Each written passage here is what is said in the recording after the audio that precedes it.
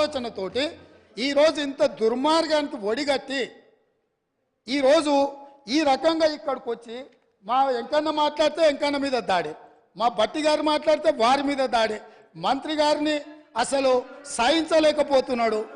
ఎందుకు అధ్యక్ష? నేను ఒకటే అడుగుతున్నా అధ్యక్ష, ఈ కాళేశ్వరం ప్రాజెక్ట్ అనేది తెలంగాణకు వరప్రదాయిని కాదు అధ్యక్ష, వీళ్ళ పుణ్యమా అని కాళేశ్వరం ప్రాజెక్టు తెలంగాణ సమాజానికి ఒక కలంకంగా మారింది అధ్యక్ష. ఇవాళ ఈ కలంకాన్ని నిలువెత్తు ఆధారాలు అక్కడ ఉంటే పక్కున పగిలిపోయి రెండుగా చీలిపోయి నేలకు కుంగిపోయి నిటారుగాడపోయి నిలబడితే సిగ్గుతో తెలంగాణ సమాజం తల వంచుకొని పరిస్థితులు కల్పించిన వాళ్ళు ఇంకా నిస్సిగ్గుగా సభలో నిలబడి మమ్మల్ని ప్రశ్నిస్తారా అధ్యక్ష?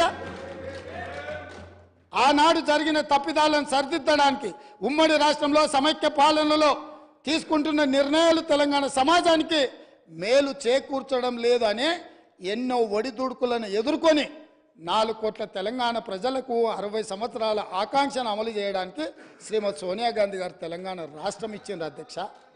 అట్లా ఇచ్చిన తెలంగాణను వీళ్ళని నమ్మి వీళ్ళ చేతిలో పెడితే 10 సంవత్సరాల దివాలా తీయించి కొల్లగొట్టి ప్రాజెక్టులు పక్కున బలిగిపోతుంటే దాని మీద క్షమాపణ చెప్పకుండా ఇంకా ఎదురుదాడి ఏంది అధ్యక్ష? ఏంది ఇదా అధ్యక్ష పద్ధతి? ఈ నివేదికను కాదంటాడా?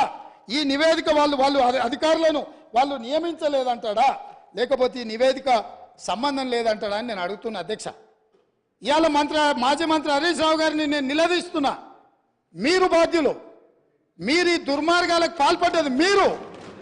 మిమ్మల్ని ఎందుకు 2014 నుంచి 18 వరకు మిమ్మల్ని చంద్రశేఖరరావు గారు మంత్రిగా కొనసాగించి 18లో ఎందుకు మిమ్మల్ని మంత్రిగా బర్తరఫ్ చేసిండని నేను అడుగుతున్నా.